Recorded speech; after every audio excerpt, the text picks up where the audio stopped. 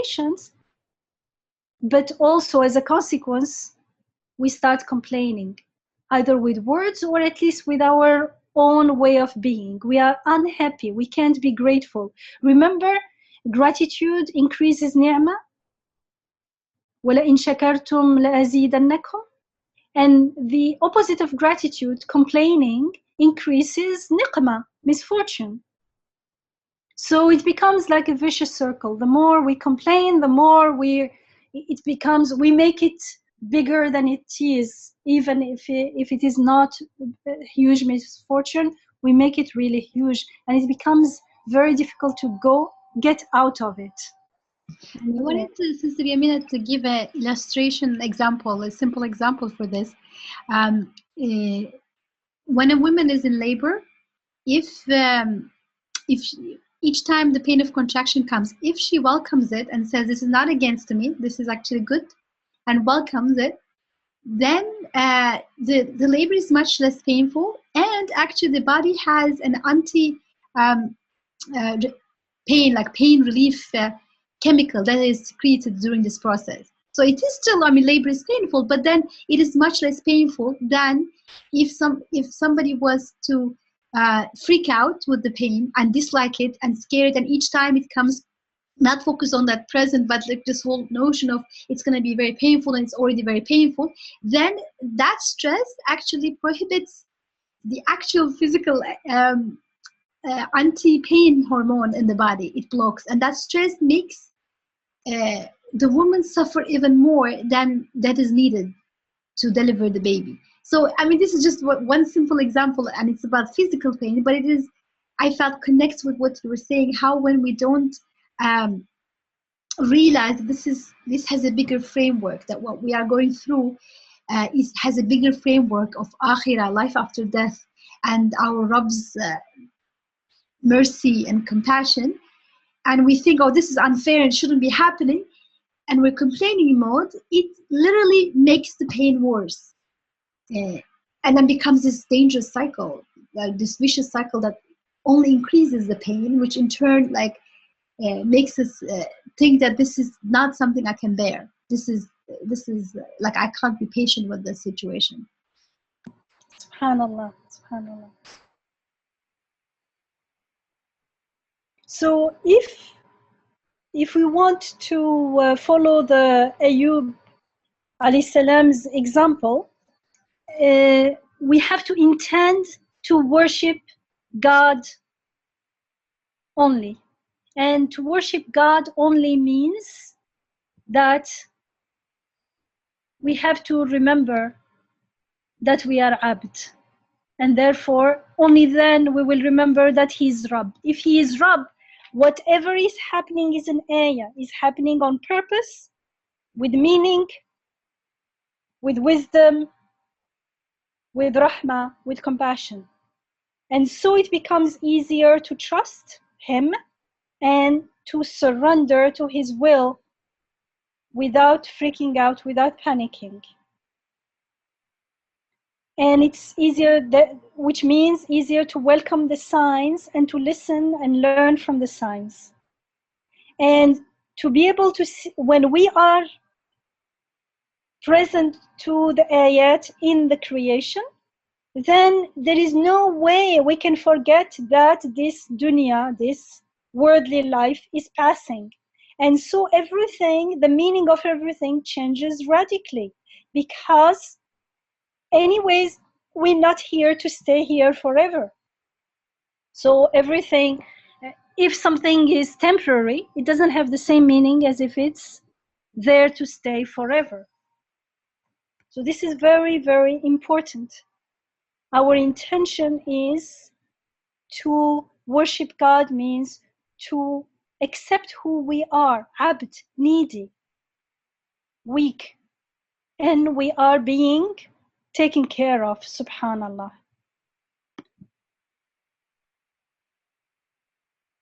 And so we need this kind of prayers, because we find ourselves in situations where we are distressed, and this is teaching us how to express our distress without accusing our Rabb's rahmah. Not only we don't accuse the rahmah, but it is a means to actually confirm his rahmah, even through our distress. And to remember our vulnerability, and therefore how our Rabb is compassionate. He is the one who takes care of my distress and relieves it. Yes, Isra? Yeah, so in this prayer, and similarly in Noah alayhi salam's prayer in the Quran, the formula is, this is my situation, right? My son is from my family, and I thought, you promised me, and then you're the most just, or in the case of Prophet Job, I'm in distress, and you're most merciful. I feel like by putting their situation out there, like I am going through a situation where, I'm distressed, I'm in pain, and then immediately after that, affirming the God's wisdom or God's justice or God's compassion, they're actually opening up themselves to experience this particular attribute of God more deeply. For instance, when Prophet Job here, Ayyub, he's saying, I'm in distress and you're the most merciful, meaning I am in this particular situation, I'm in need of seeing your mercy here. I know you're most merciful. And I'm in pain, meaning I'm in a situation where I am in extra need to see mercy here. He's not saying you're unmerciful, because just because he's going through a trouble or pain doesn't mean God is not merciful. So he's affirming God is merciful. At the same time, he's saying I'm in pain, and you're merciful. Just like putting these two together, to me is so profound, because saying I'm in pain, in other words, I am in need of seeing your mercy at this point more. I mean, every day, even when he's healthy, he's in need of seeing God's mercy. But in this particular situation, when he juxtaposes his situation of pain with God's mercy, he's kind of re-highlighting that I'm in a situation where I need to see, I'm in need, I'm putting this need before you. And I know it can be fulfilled because you're the most merciful, you're the source of all mercy. And I find myself in a situation where I feel I need to feel it more deeply at this situation. Or like the case of Prophet Noah, he's in need of seeing God's justice. He's going through a situation. He knows for sure God's justice. He has seen it manifest many times before. Now something happened and something kind of erupted in his heart. He's putting it out, turning it into a prayer, saying, I'm in need of seeing your justice here.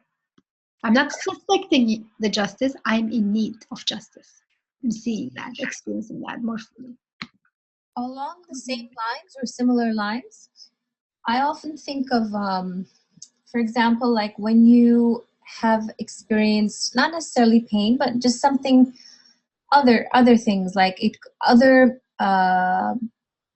incidents that are reflections of some of like Allah subhanahu wa ta'ala's names, like his attributes. Like let's say somebody does something they destroy something, or I often try to, I don't know if this is right or wrong, but in trying to find meaning to like why somebody did something harsh or severe or, just very detrimental to you, I often I say, you know what, it's happening because like Allah is the source of everything. And so, we don't obviously believe, just that God is love and all that kind of stuff. We believe that everything comes from Allah. So although he doesn't like possess, badness or evilness or anything like that in him, but he is able to create it or able to, and thus, even in creation is the reflection of that potential or capability. So I think, okay, this is kind of like one way for me to recognize, oh, he thinks he's harming me or she thinks she's destroying, who is really the greatest of destroyers? Who is really the greatest, And so I say this is an aspect, like to deny what is happening to me at that time would be like to deny, the all-encompassing power of Allah, So I just take it in that light, and it not only does it diminish like the actual hurt or detriment or whatever that I may have felt from the individual, but it also kind of refocuses things. So anyway, I just thought it was sort of similar. I think Isra was pointing out the sort of the juxtaposition of the feeling, like the pain and then noticing the mercy, but sometimes even a bad situation reflecting towards the more harsher or severe qualities of God, like the same could be applicable. So I just wanted to make that point.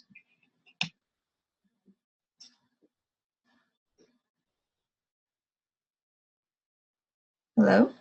I couldn't understand, Najwa, what you meant by harsher. You mean like His Majesty, like his... Yeah, like the more severe, like the more, or what can seem like severe, as opposed to like the all merciful, the all, like there are some names when you read them, you think, you shudder a little, like the more majestic, I guess you could call it. I didn't want to call it the bad names. Nothing is bad, but the harsher, the more severe, the ones that make you a little kind of, that jolt you. And Jalal. Inspire fear. I mean, fear and also, relief, because obviously he would be that way to people who deserve it, who warrant it. I mean, he would have to have that capability, in order for it to be, and also it really, to me, those names also complement the other names, because let's say the forgiving and the punisher. If somebody is not able to punish, then his forgiveness is not real. Like if you cannot, like if you this is what I mean. Like if somebody cannot punish, then his forgiveness doesn't mean much, because like let's say I hurt you and you're in no position to persecute me for that. Let's say there's no justice in this country, whatever. You're just making an example, and then that you can't persecute me, you can't take me to any court of justice or take have me punished for the injustice, and then you say, Isra, I forgive you. And I'm like, of course you have to forgive me, because you can't punish. Like you don't have the power to punish, of course.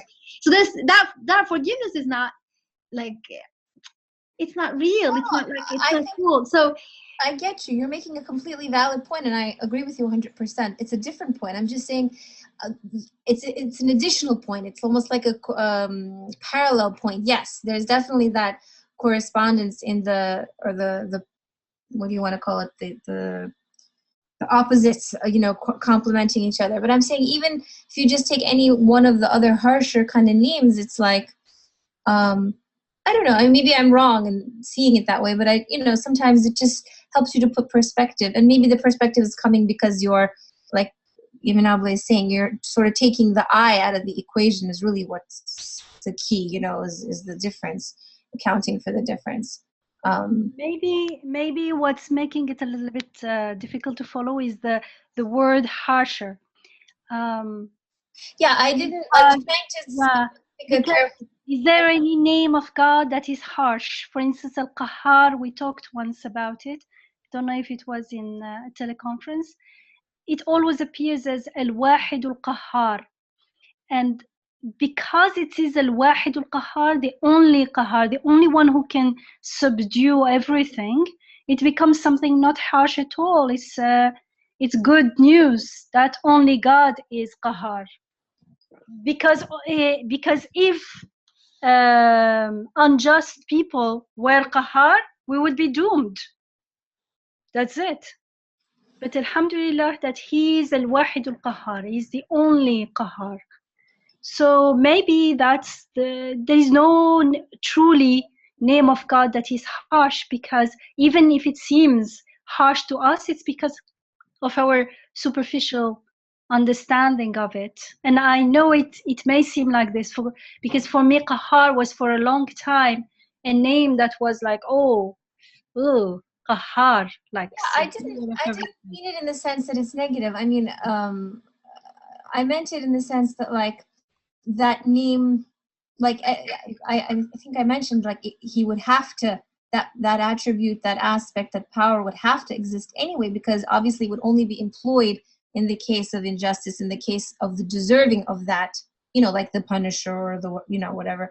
So yeah, I mean, in the end, it's not, just to clarify, like I'm not seeing it as a negative name. I'm just seeing it as, it's like, I'm referring to the names that when you read them, you think, oh gosh, if I fall into error, this is like what's going to happen. I'll be the one deserving of his wrath. I'll be the one deserving of his, in that sense, not that, it's a bad thing. If you're deserving of it, it is what it should be. You should be the recipient of it, and even there, he's all merciful and patient and delays things and all that, but yeah. So I didn't mean to. So can you say that one more time? So then in that situation where you do you, like the example would be, you see a situation where somebody is being punished justly, but it hurts for him, and then you look at it, and then what happens? Like, how do you kind of interpret?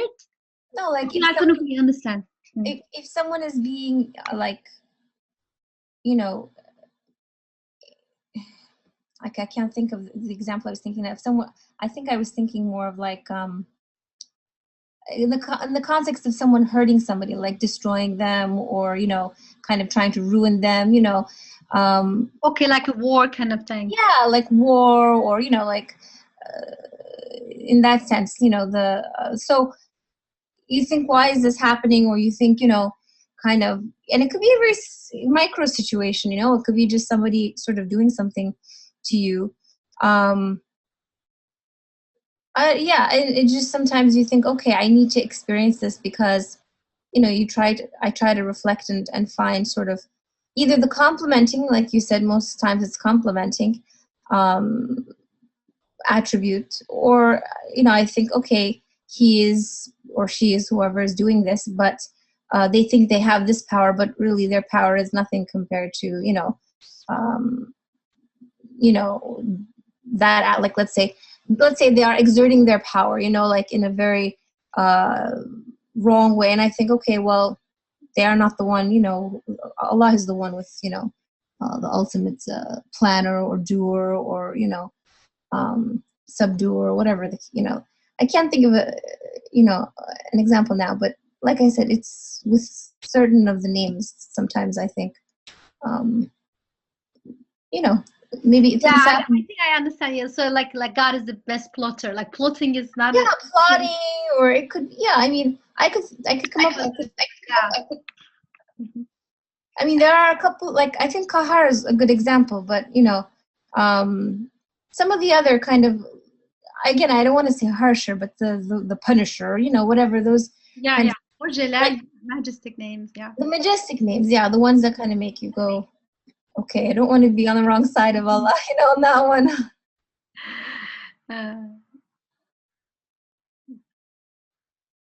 It reminded me of Jonah in the whale, because from one perspective, it looks like he's trying to run away and he's caught. God is like, I'm not letting you go anywhere. Come here. But then we look more closely, it's actually his opportunity to kind of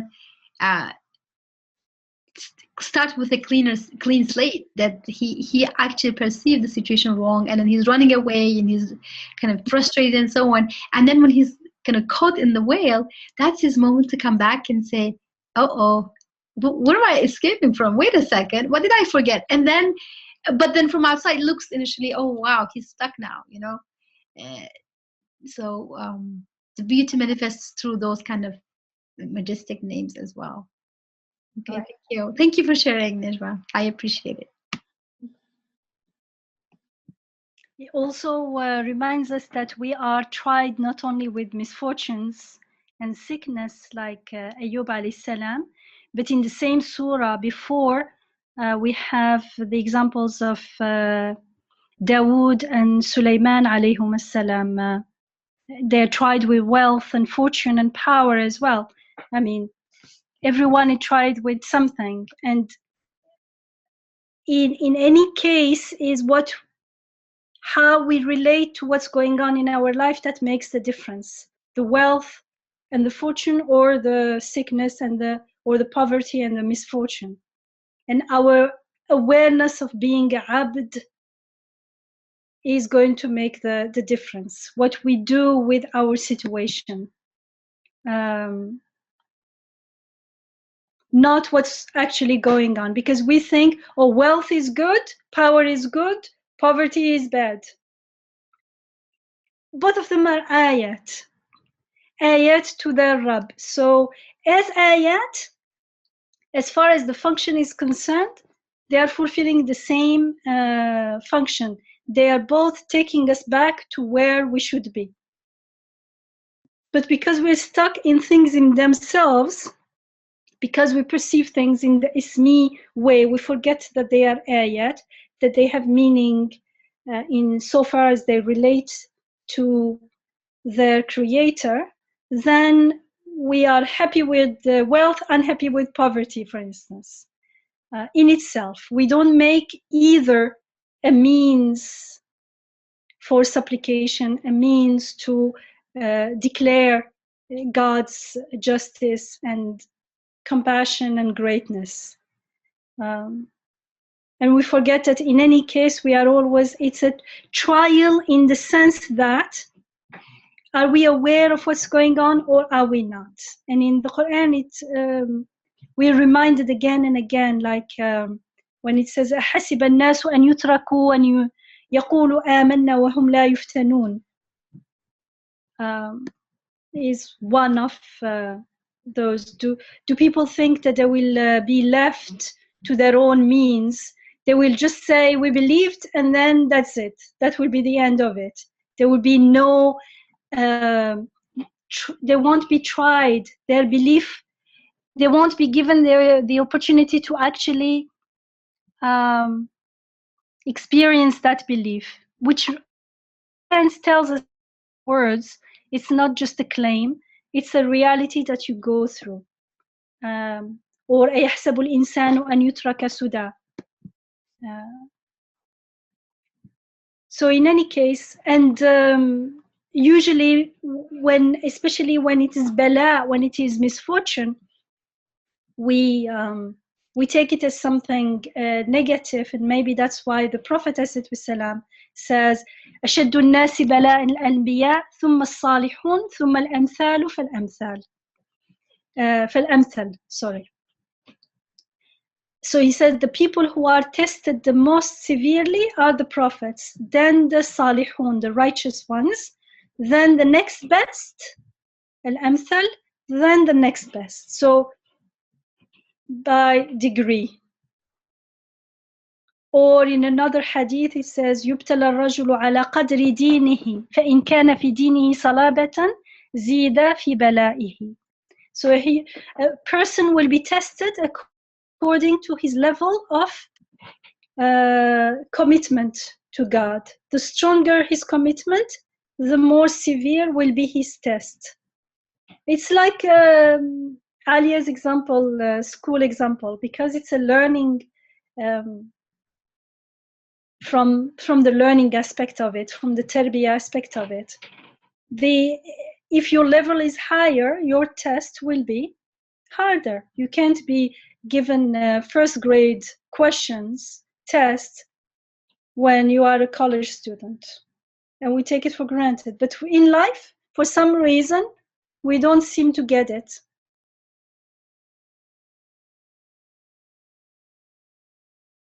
And for me, these two prayers, the prayer of Yunus alayhi salam and the prayer of Ayyub alayhi salam, in my personal life, they are like the two sides of the same coin.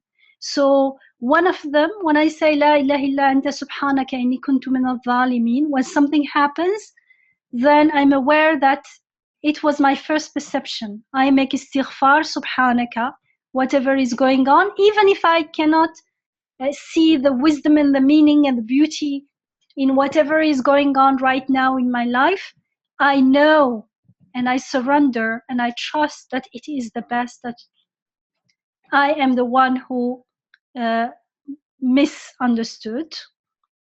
At the same time, sometimes, although you know, still it may be causing you distress, and a distress that is making it harder to be grateful, making it harder to be fully present with Allah's mercy. Or in another case, we can say that, like Isra reminded us, that I am so distressed that I am really, really in need. I know that I always need your rahmah and your help, but right now I am feeling the need for it more. Like it's not from my Rabb's perspective, it's from my perspective. I am more aware of my acute need for help, so I'm seeking your help. So I say, Rabbi inni massani ad-durru wa anta arhamur rahimin, and for me these two are always connected.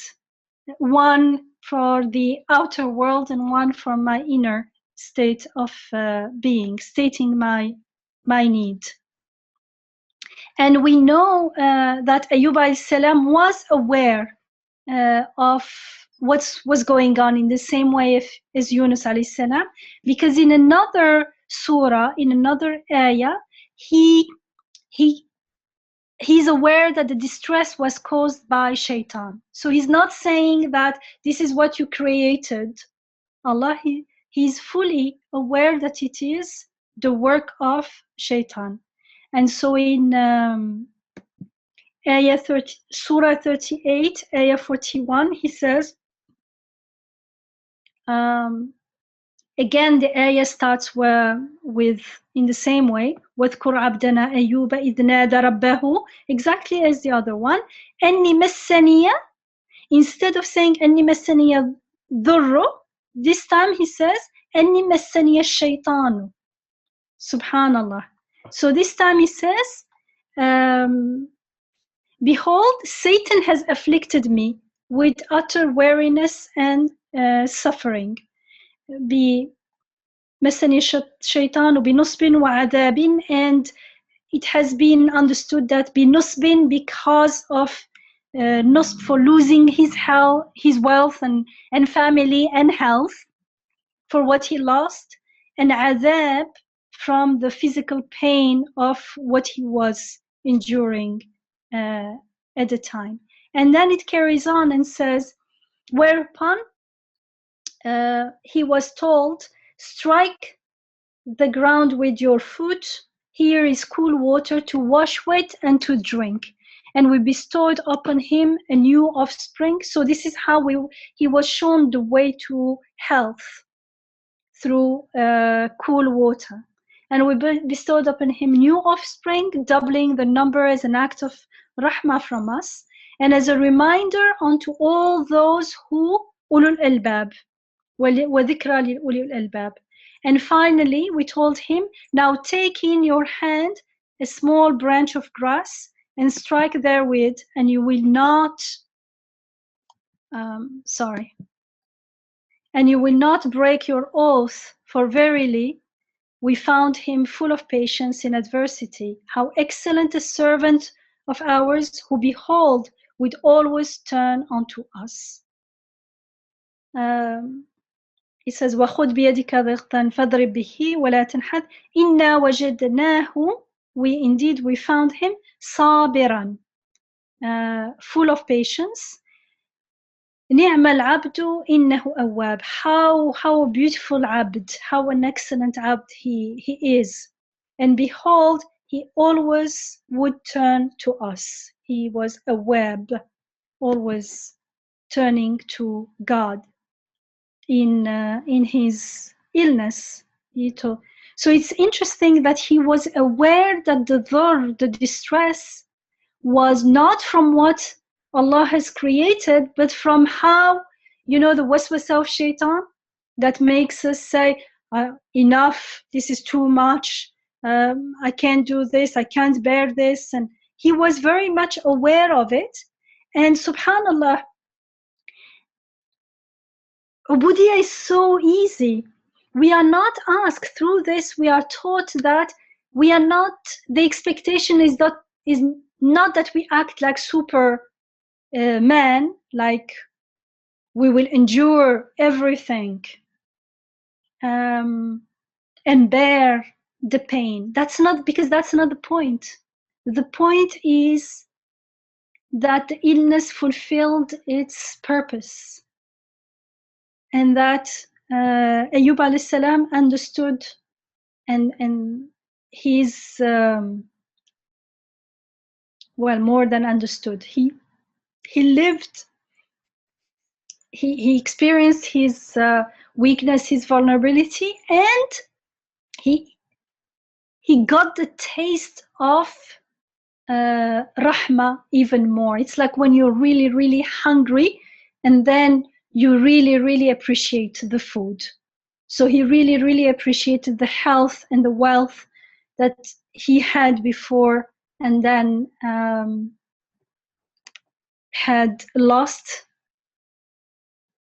and then given back to him. When he lost it, he was not in despair, but he went back to God saying, now I understand, like, you are really Arhamur Rahimin. Your Rahmah is really, really like the best thing that could happen to us. So subhanallah, like he was fully aware that it was from shaitan.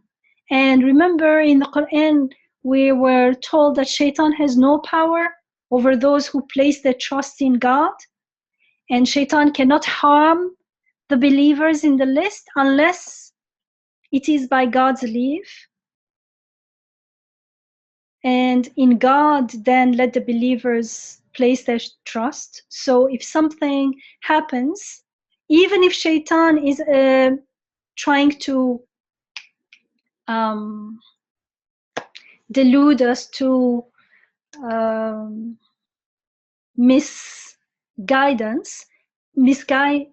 us, as long as I'm aware, that's why awareness is very important, I am asked to seek help from God. It says, well, when it should happen that a prompting from shaitan stirs you, seek refuge in God. Ista'idhu billah. Behold, he is all hearing, all knowing. So we are not told you have to be strong, you should never fall for shaitan. No, it says he doesn't have any, don't worry, he's not strong, he doesn't have any power over you if you trust in me. And so when he comes to you, immediately call for help. Subhanallah.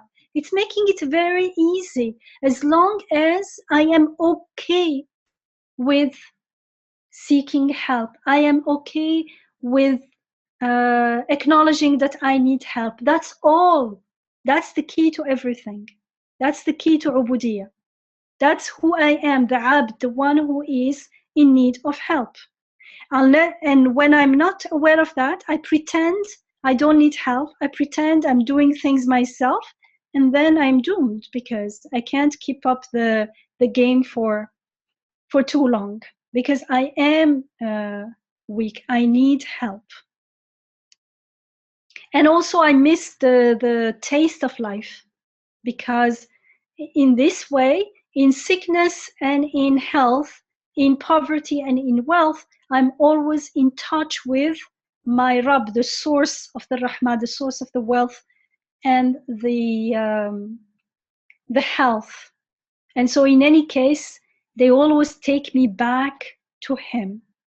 And actually in case of poverty, after poverty, when wealth comes, that wealth is even more welcome. It tastes even better. And especially because it is a sign to the eternal wealth in Akhirah. Because if it is only limited to this world, wealth or poverty makes no difference. If they are not ayah to anything beyond, makes no difference. Yes, it may be a little bit better if you're wealthy, but at the end of the day, they all end and there is nothing left. So they are only important because they point to something beyond. Subhanallah. And so when it is done with this awareness, when we prostrate and seek help from God in the way Yunus alayhi salam, and in this case Ayyub alayhi salam, sought help, that seeking help, that feeling weak and distressed is itself part of our ubudiyah, and it is ibadah. Subhanallah.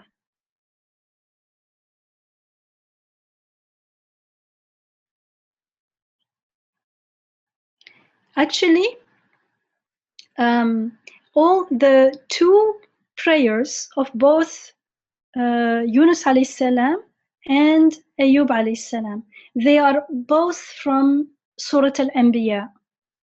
The surah, the chapter is called the Prophets. And the prophets, many prophets are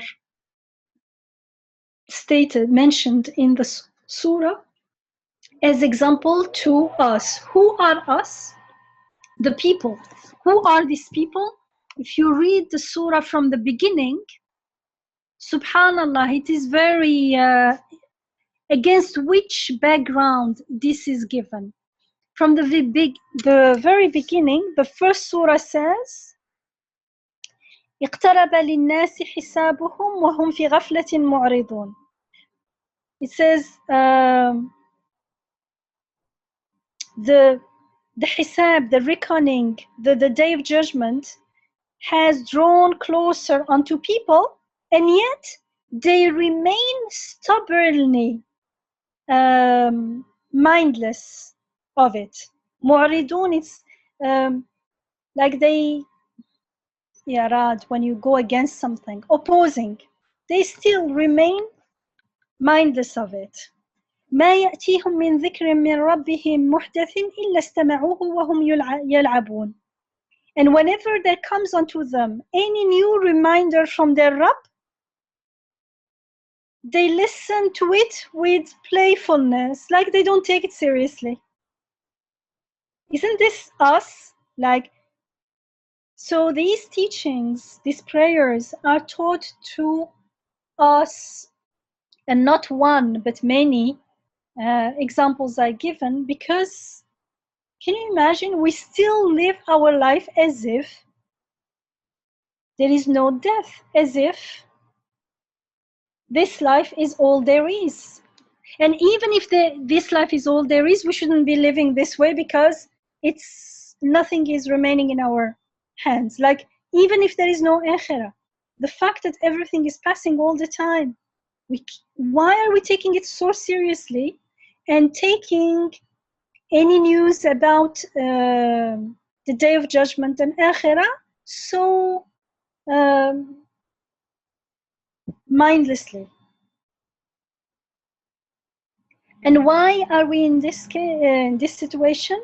In the third ayah it says, لاهية قلوبهم وأسروا النجوى الذي ظلموا هل هذا إلا بشر مثلكم أفتأتون السحر وأنتم تبصرون. Their hearts are set on passing delights. That's our problem. We're attached to passing delights. Yet they who are bent on wrongdoing conceal their innermost thoughts. And they say to one another, is this anything but a mortal? And this is not only the Prophet Muhammad, but any prophet, anyone who brings the news, who reminds them.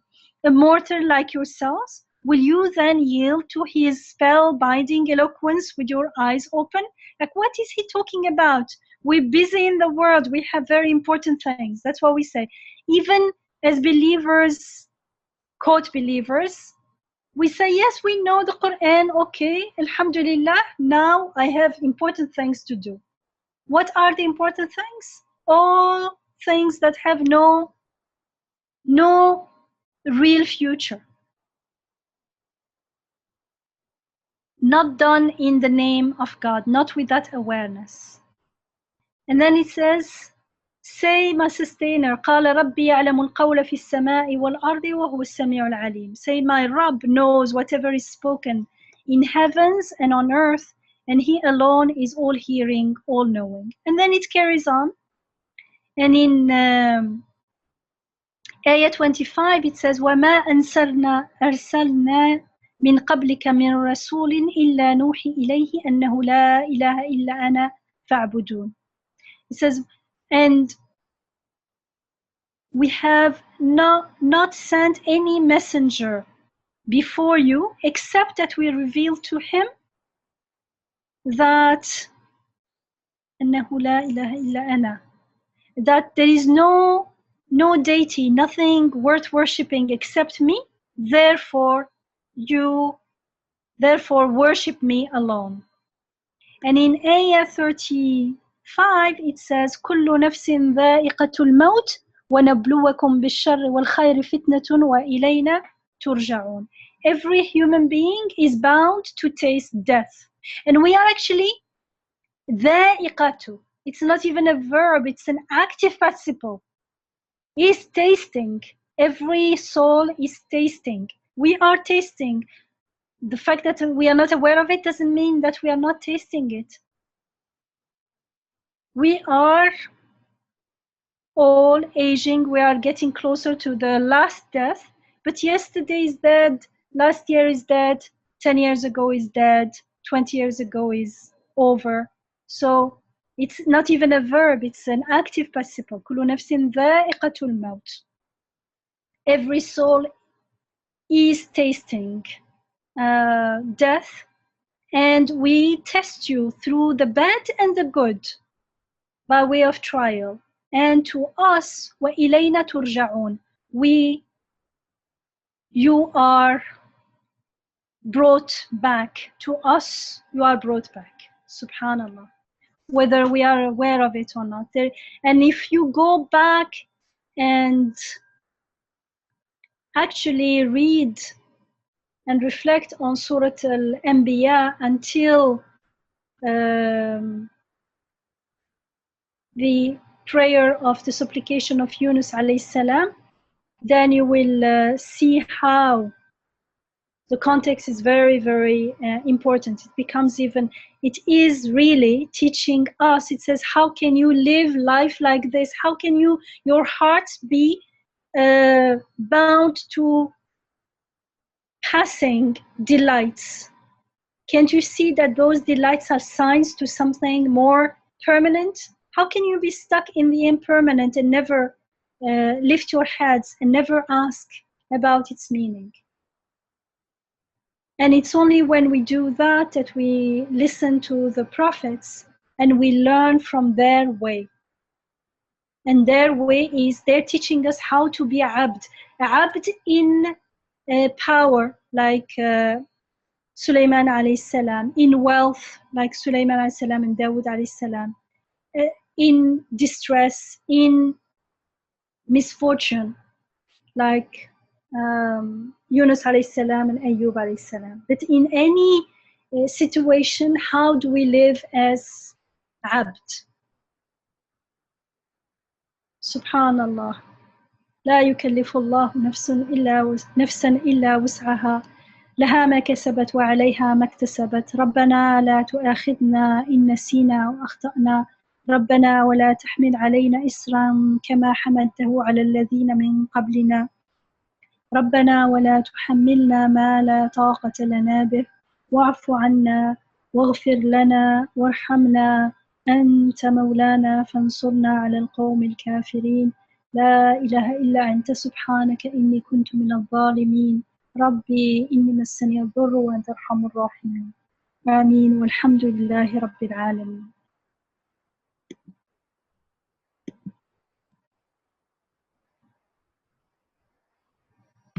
Thank you very much, Dr. Yamina, for this beautiful session, alhamdulillah. And our time is up, but if there's anyone who wants to ask a question, please, we can take a question or two.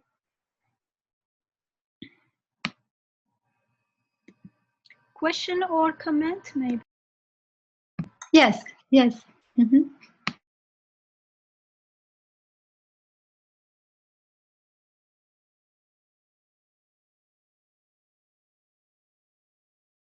Okay, I always wait a little bit before I start talking.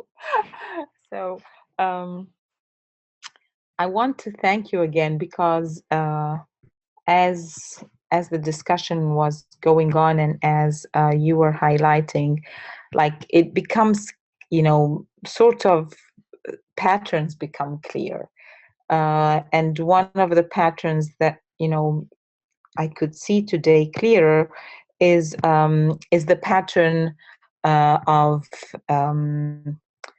like the pattern of trust versus the pattern of distrust. And then, like, with trust, like it seems that, trust very clearly brings with it thankfulness and gratitude, which is وَلَئِنْ شَكَرْتُمْ لَأَزِيدَنَّكُمْ. And the more you trust, the more you're thankful, the more God gives you more. And the distrust then shows, like, as, like, in a victim mode, like you become a victim, you become ungrateful, and that's when لَإِنْ كَفَرْتُمْ إِنَّ عَذَابِي لَشَدِيدٌ. So definitely there's like a trust and a distrust, and it seems that like to build trust, again I keep coming back to my passion about shahada. Like, to build trust, it seems that we need to talk about the times that we see God's, like, names clear to us, and this one, like, the verse that comes to my mind is وَأَمَّا بِنِعْمَةِ رَبِّكَ فَحَدِّثْ. So every time you see like God's, like, God's mercy, God's generosity, God's love, like when you see God's name evident to you, speak about it so people can see it themselves. And that's why we are asked to hang out together, like, with people who are trying to connect and see, God's names in everything, because the more you see, the more you trust, and then the more grateful you are. And then we can be like Job or Noah, like, like, so I've sort of put down Job's story into my sickness is under the full control of my own Rabb. So I talk to my Rabb all the time and describe my situation in a non-complaining, non-victimized mode, but in a trustful mode. So I trust you, God, and like, saying Isra, and my vulnerability, and saying this is where my strength is. My vulnerability here needs your mercy. So I call upon you, like the most merciful. And then Noah, like, my trial with my son drowning, then makes him want to see God's justice. And then with God's justice, he's calling upon him, the just. So it's so interesting how even both of them say, وَأَيُّوبَ إِذْ نَادَى رَبَّهُ وَنَادَى نُوحُ رَبَّهُ. So like when you're saying رَبَّهُ, both of them are رَبَّهُ. Like, they're speaking so close to him, you are my Rabb. And then both of them are calling on the name that they need the most. Like the one who's needing justice because he wants to see justice. Why is his son drowning while God has promised him? And the one who needs to see mercy. It's just so beautiful, like, it is just so beautiful. Jazakallah khair. It becomes so clear. Jazakallah khair. Yeah, it's like a formula, right? Yes, it's like a formula. I've put it down as a formula now. This is the key. Yeah. Not in an accusing way, but knowing, in a trustful way, in a trusting and a surrendering way.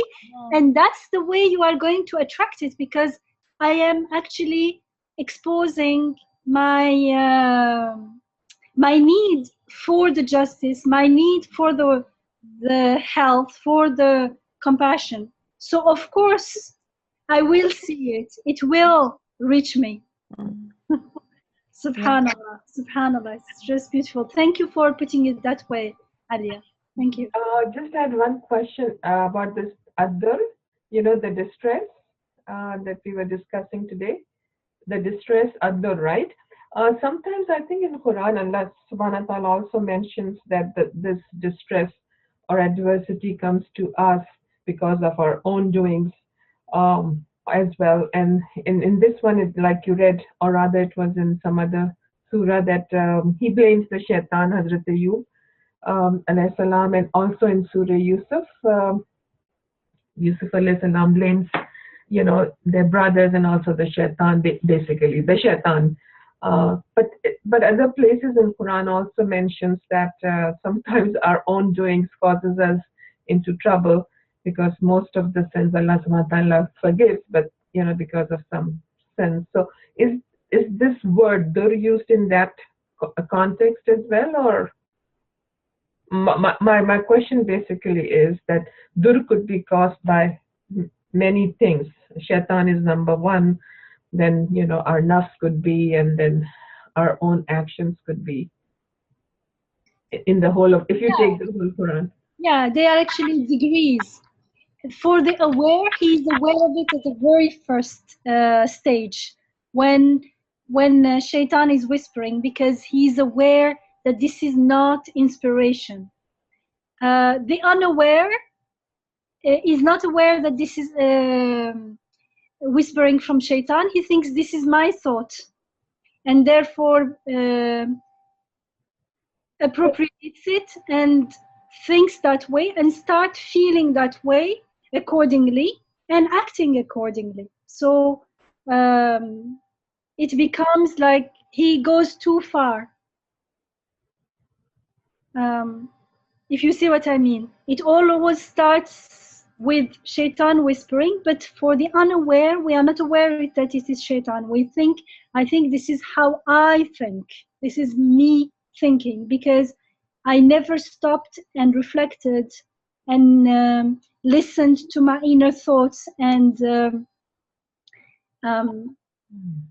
filtered which is coming from my heart, which is inspiration and truth, and which is false and just dhan, as the Quran calls it, just illusory things, just whispering.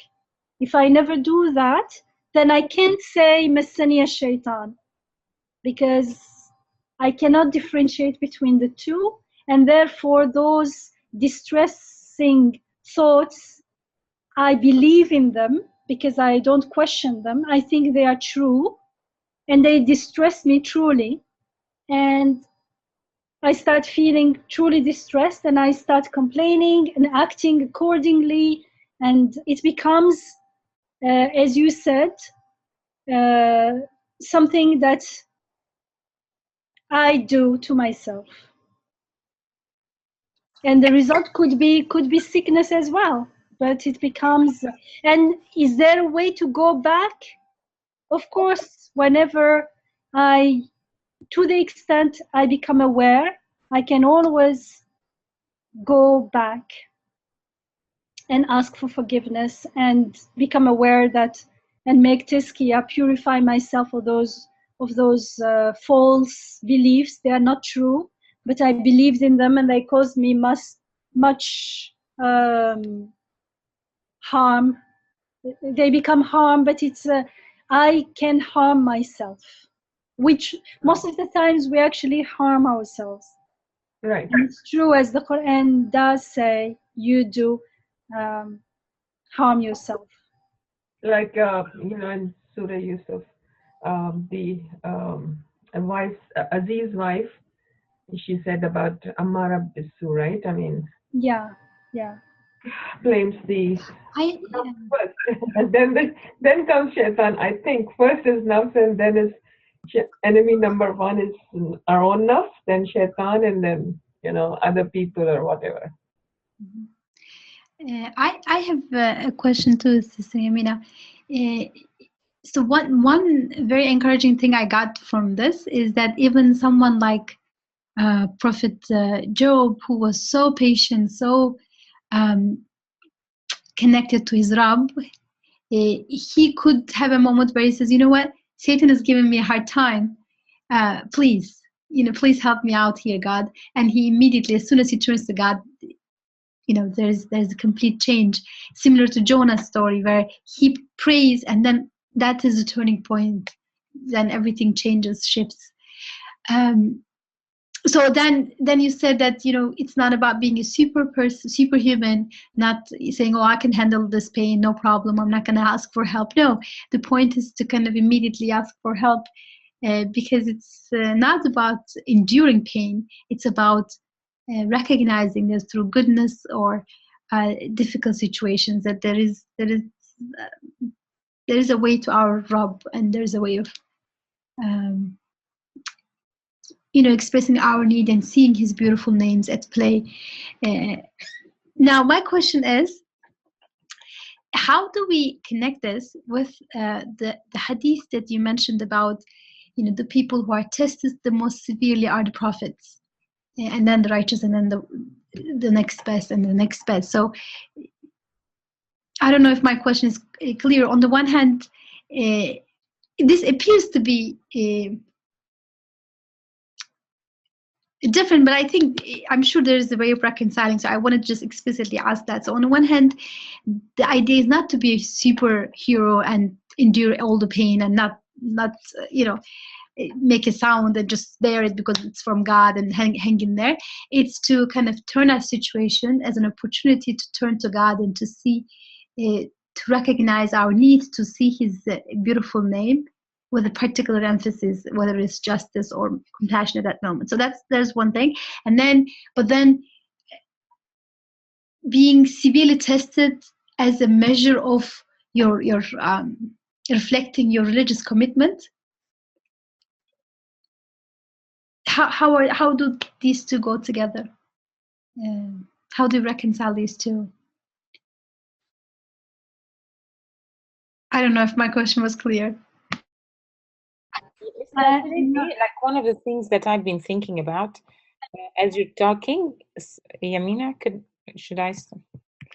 Carry on, please. I'll just say this and then I will stop. Is this idea of like the more, okay, so the more you trust, the more that you trust in God, the more you are like every situation becomes a situation that connects you to God. So every time any of this happens, anytime because, okay, let me put it the other way.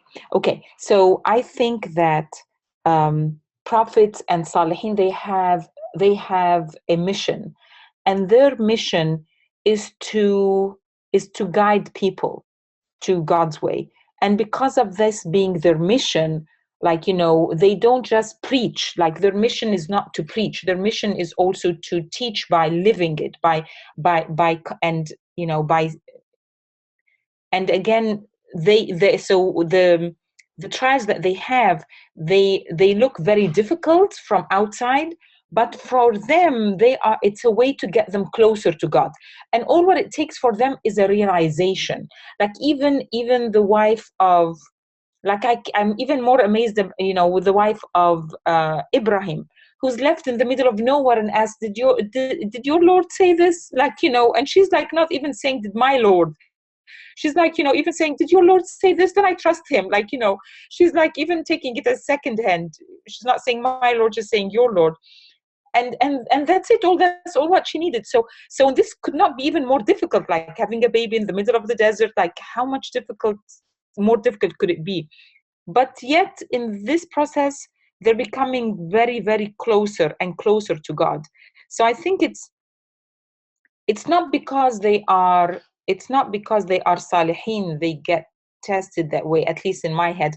I think it's because because these people they connect in every occasion. So what looks as like a terrible tribulation to us, like she's left in the desert in the middle of nowhere, she takes it as like, okay, is that what he said? Okay, I'm gonna do my job. But from the outside, I will look at this and still feel like Alia, will look at this lady and say, how can she do this? Like, where is this trust coming from? Like, how could she let her husband go? I will at least hold on to his neck and say, I'm not leaving. I'm going with you. I'm going back. So I guess they feel it in a different way. So you're saying the fact that it's, that's what I thought first, that when you said that, I was thinking, a should do when it's in the eye of the one who is looking at them. So it's very severe according to whom? To us looking at them. But according to them, they experience it in a different way. And we've seen that in Surah Yusuf alayhi salam. Like he does want to go out of prison, but he's very much aware that God is protecting him there. So he's not, let alone not complaining. He is grateful for being put there. He is very much aware that God is protecting him. And when he wants to go out and the other one forgets, he is aware that there must be a purpose in it. So he's all the time, he's a muhsin, all the time aware that everything is happening on purpose. But for me, who is looking at him, it seems like a terrible position to be in.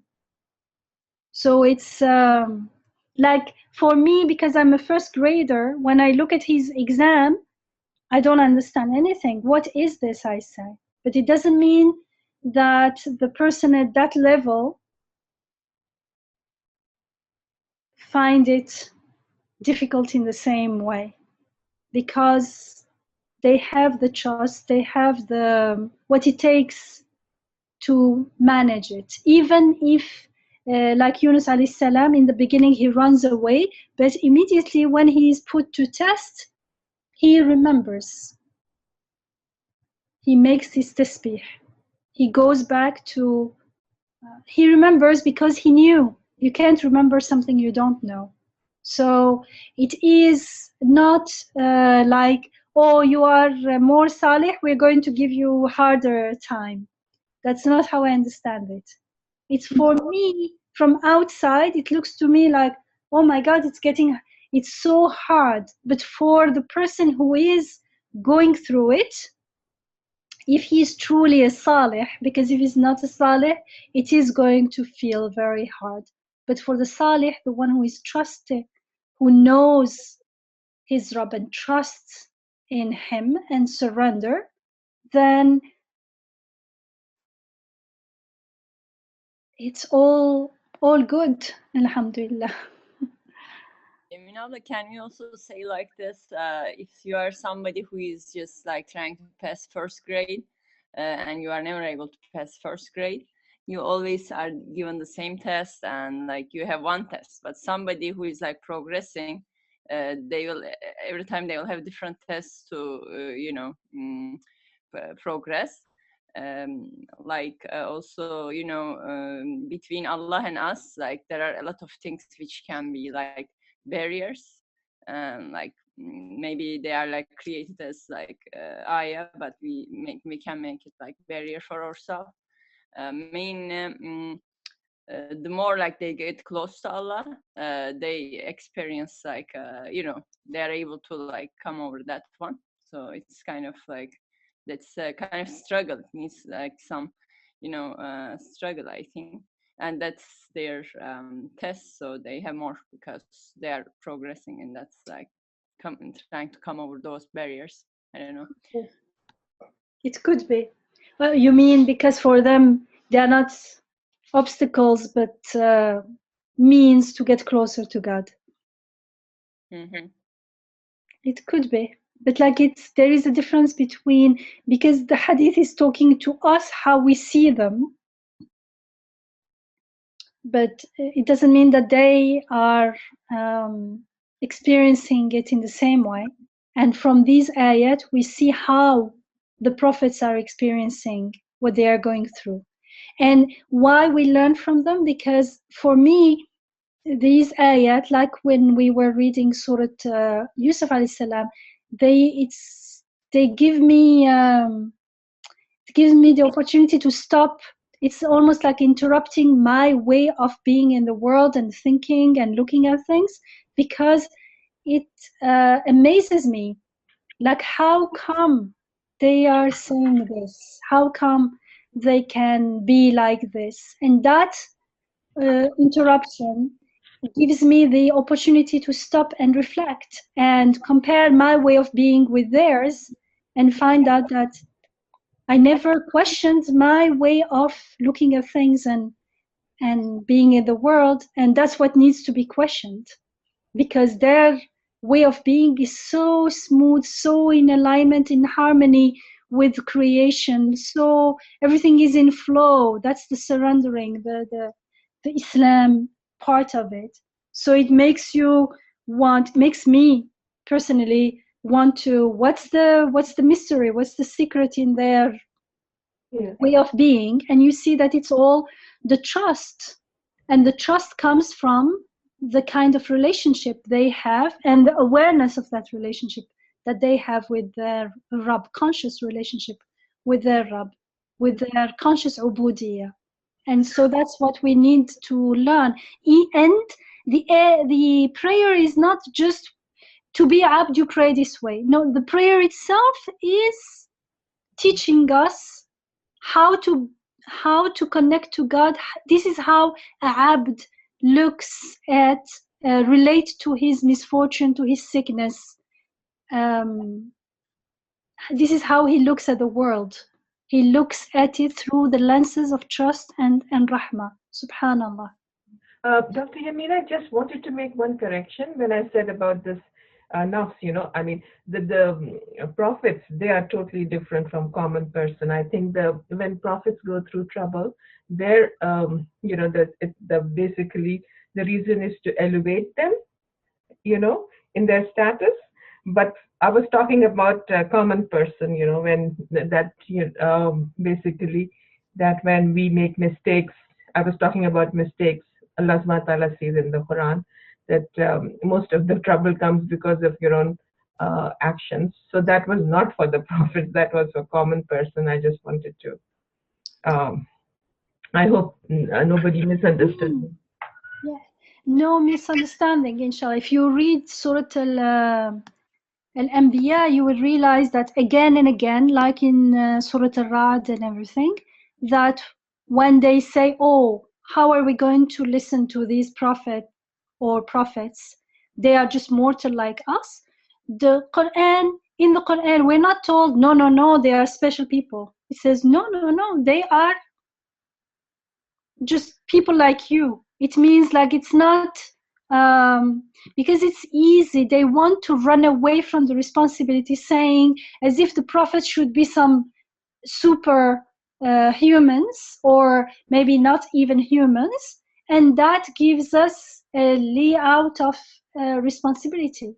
But in the Quran, it's just in the 8th ayah of Surah Al-Anbiya, it says, وَمَا جَعَلْنَاهُمْ جَسَدًا لَا يَأْكُلُونَ طَعَامًا وَمَا كَانُوا خَالِدِينَ. We did not make them, we did not give them like bodies that do not eat food and that are immortal. It means they are vulnerable, they need food, they are just mortal like you. And that's why they are messengers. That's why they are good examples for us, because they have the same weaknesses.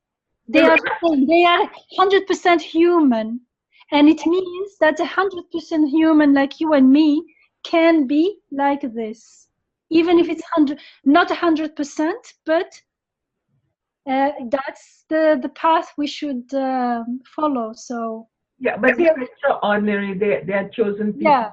Qualities. So when they are chosen, they are not like the special because they are chosen. yeah, I They are understand. chosen because they are special. Yeah, they feel the pain, the suffering, and everything. But the adversity or the challenges that they are given is not because of their fault, because they're also considered masum. They don't make kabira, guna, and things like that. It's mostly because to increase their status. At the same time, Satan can touch them too. That's so interesting that in this prayer, Yeah. you think he touched me. So, or Prophet Joseph, he said, inna nafsa bi ammaratin bis-su'. Really, my ego is always, my nafs is always calling me to wrong. So they do actually go through all these challenges of being human and being tempted. And alhamdulillah, they set the example for us that through those we can turn to our Rabb. There is no. We got you the point, Esma. We want to emphasize that there is no way to run away and say they're special and they are special and everyone is special, inshallah. And And- Yamina, Sure. can I say they're special? And this is like, you know, there's this beautiful verse also that I love. That is, and you can correct me. إن خلقناكم من ذكر وأنثى وجعلناكم شعوبا وقبائل لتعارفوا إن أكرمكم عند الله أتقاكم. So God has created us from one man and, you know, one male and female, or man and woman, made us into nations and tribes so that we will learn from each other. And what are we learning from each other? We are learning from each other that the ones who are most praised in the eyes of God are the ones with the most taqwa.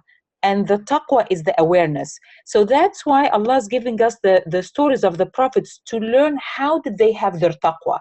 How did they have awareness? How did they practice awareness? Because this is what we're supposed to learn from each other.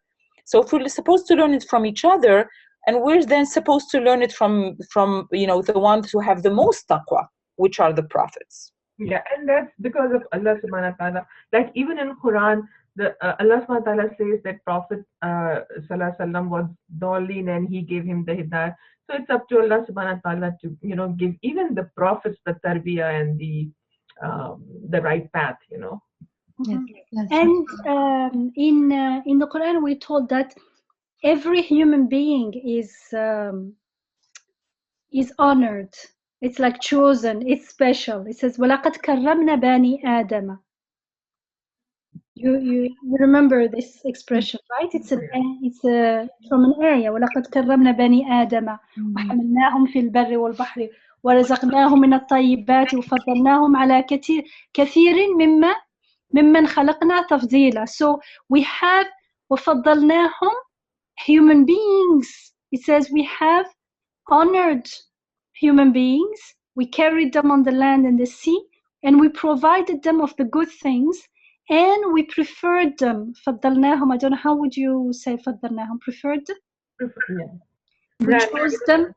We chose them over much of what we have created, with tafdila, with clear preference, clear.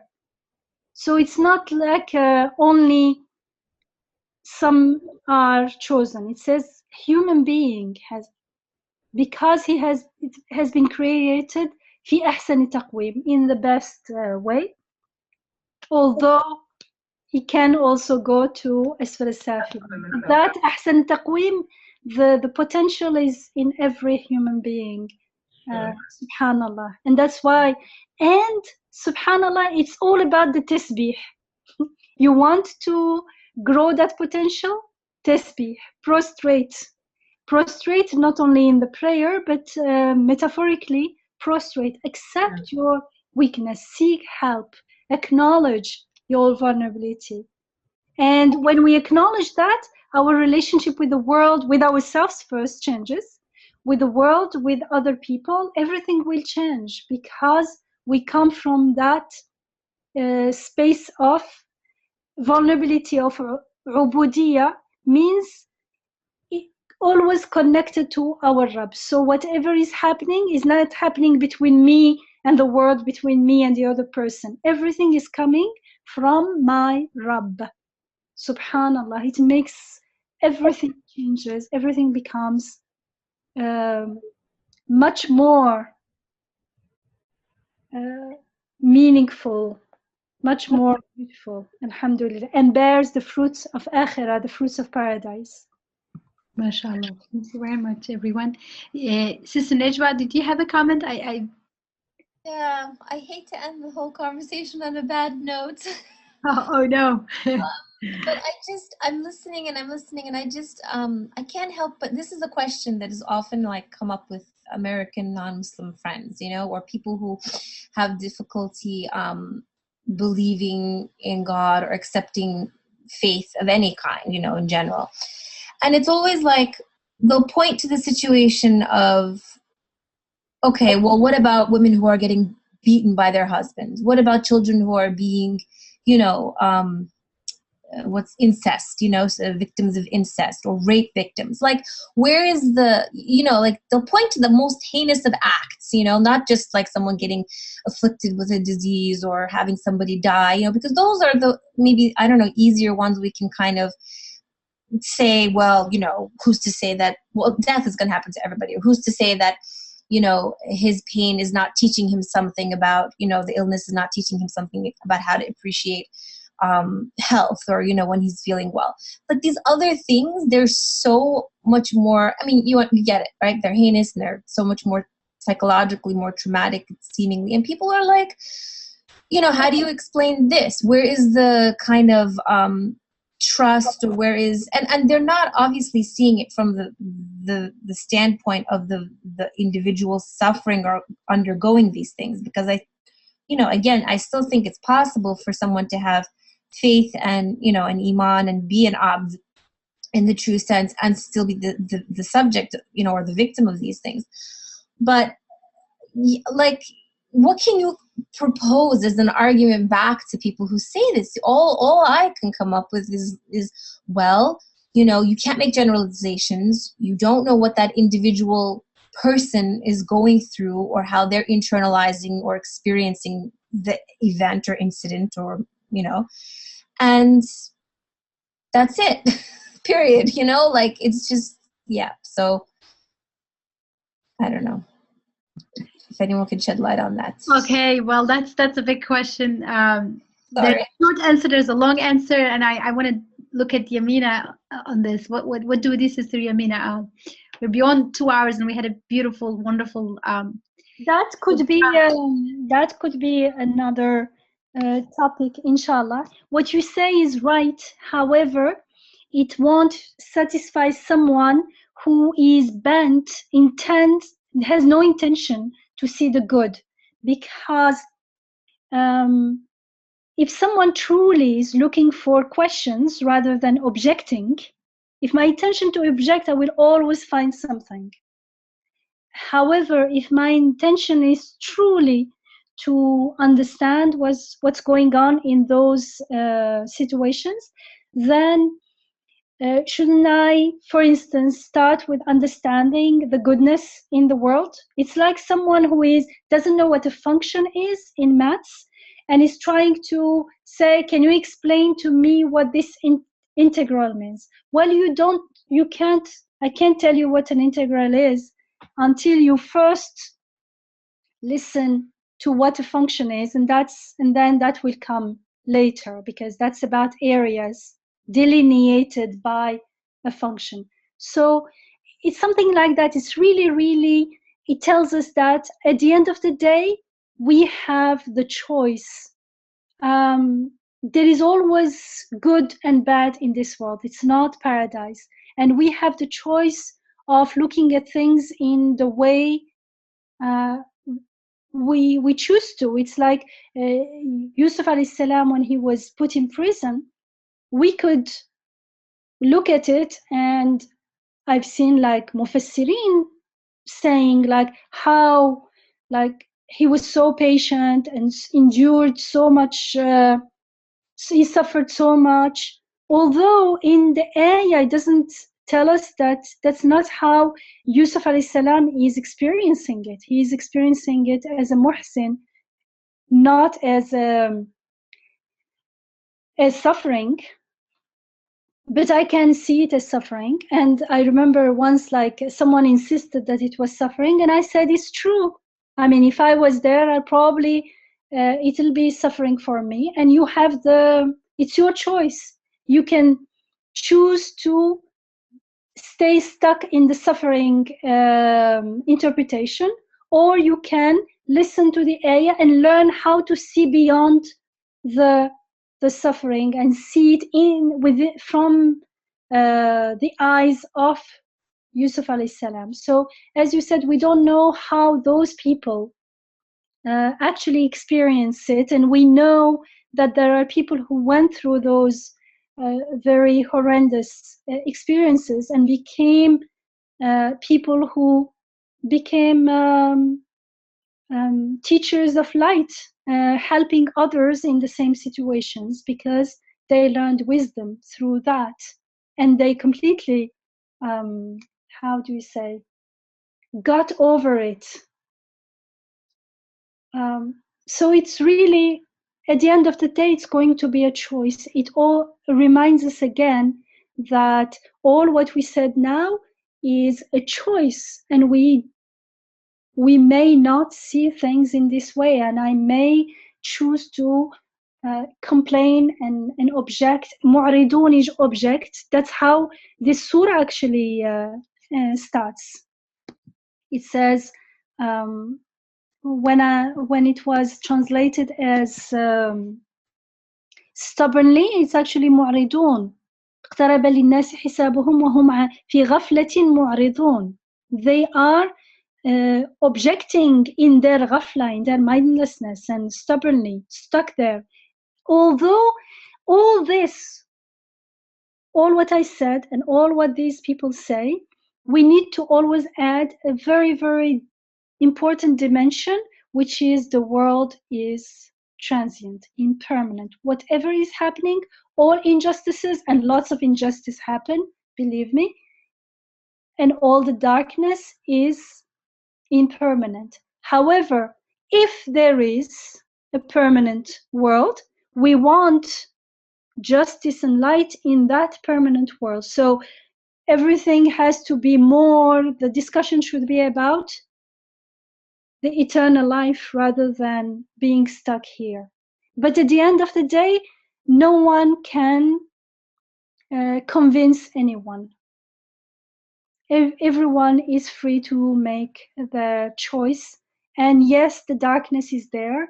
And yes, the darkness, there is light as well. And I personally choose the light, and choose to see the relationship between the light and the darkness, because that's where the real ayah is, the real sign is, the relationship between the two. There is a heinous act, and these people who never went through those experiences are appalled by it. How come? Who created you this way? I cannot use that that sentiment, that feeling of being appalled and rejecting that injustice against whoever created me with that feeling. I cannot accuse him with it. I have to keep everything in mind and say, how come you created me like this and you created this situation like this? And I don't, if I say I don't like it, why did you create it? Then there is a disconnection, as if I exist separately. Where did I get that feeling? Why should I even bother about others when it didn't happen to me? That itself is an area. So it is not easy, and it's something that is often asked, but very rarely asked with a good intention. Because if it's truly those who truly have a good intention, they are always guided to the right answer. But if we use it as an excuse to resist, then no one loses but the one who resists. First, surrender, accept what is going on, and try to figure it out. And believe me, it makes a whole difference. Because if I am made together with that feeling. So whoever made me gave me the feeling. Then I can't use the feeling against him. I will say, why? How come you gave me this feeling and you created this? What do you want? What does it mean? What do you want to tell me? Then my question will be a genuine question, not an objection and an accusation. So those questions that you're pointing to are the initial ones, the threshold questions, are sort of like the function, and then you get to the integral, right? Otherwise, when we say, why is this happening? Actually, I'm not asking a question. I'm objecting. I'm saying it should not happen. I don't like it. There is no truly. I'm not ready to listen. I'm unhappy and rebelling. That's called rebelling. That's all it is. And also, I think, again, this is a very short way of answering an important question. or important subject, to reject eternal and to reject transcendent, reject faith in these kind of situations is the most actually unproductive thing. Because to me, like, let's say if I'm troubled about genocide, when I say there is no God, therefore, that's the worst thing I can say. Because if I want to honor those people who have been butchered this way, it is to say this is not the last word, and there must be justice. There will be justice, and there, these people will be compensated in a measure that they will be, be pleased and fully, kind of completely surprised pleasantly. So to hang on to faith, just pragmatically, is more ethical than to say this is the last word. I don't believe in a God there because there's a genocide. And if I don't believe in a God, then if there is no eternity, then good, bad, everything is according to me, relative to what? Mm-hmm. Then everything goes. Mm-hmm. Some people will say, I don't feel that way. Right. That's it. That's how they say, I don't feel that way. It becomes, my feeling becomes the law. Subhanallah, astaghfirullah. Or the feeling itself becomes irrelevant. If you're not going to ask that question, it's like the feeling, like what you're saying, it begets the question, why am I even feeling this way or made to feel this way? So if you're not going to ask the question, then even if you're feeling bad about it, it becomes sort of like irrelevant. Yeah. It's really a way of rebelling and being unhappy, and if I stay there forever, I alone will lose, no one else. Nothing good will come out of it. Mm-hmm. So the problem is not being disgusted about what's going on, but the problem is, where do we go from that disgust and this discomfort? And declaring religion invalid because of it is the most, to me, the most ridiculous response. In the long term, like initially, yes, we can be frustrated and we may say all kinds of nonsense, but then to turn it into a position, it's the least helpful response to that reality. So this is the short version. Yes. Lack of integrity as well. The person, there is no authenticity. Ulul albab, not in touch with their own, who they are, their vulnerability, their humanity. And it's we may go through that momentarily, temporarily, but if we stay there too long, it becomes harmful. And when we answer those questions to ourselves and we are at peace with them, the people asking those questions around us, we won't find. There become less and less of those around us. So instead of trying to convince others, we need to first surrender and find the solution in ourselves. But to find the solution, there is something that needs to be made clear. We make choices. There is good and bad in front of us. How we look at them is my choice. How will I look at it? As abd, or as everything is fani, therefore everything has a purpose in its creation, it's an ayah, or everything is happening randomly. Then if everything is happening randomly, to rebel, it's okay to rebel, but then it's meaningless also to rebel if everything is happening haphazardly. So on that note, this was the shorter version of the answer, and inshallah that we all benefit from it. Thank you, Najwa, for asking. And yeah, thank you to everybody. No, I did. It made a lot of sense, and yeah, it made a lot of sense. And so thank you very much, everyone, for joining us tonight, and thank you very much, Sister Yamina, for leading us tonight again. And inshallah we'll meet you next week. And stay tuned. And those of you who are intending to join us for the retreat, the following weekend. We look forward to seeing you in Sicklerville